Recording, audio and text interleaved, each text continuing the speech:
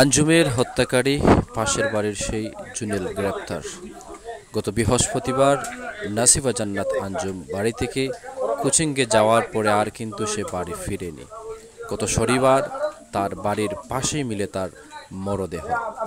মৌলভীবাজার কুলাউড়ার শেরপুর গ্রামের সেই আলোচিত আঞ্জুম হত্যার প্রধান আসামিকে ইতিমধ্যে গ্রেফতার করেছে পুলিশ।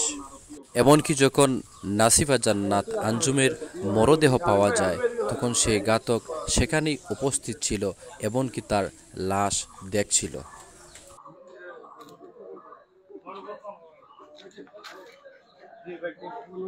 ওকে ওকে ওকে গাড়ি তুলবানি গাড়ি একটা ছবি তুলে নি ছবি লও না ছবি লইছ ছবি লও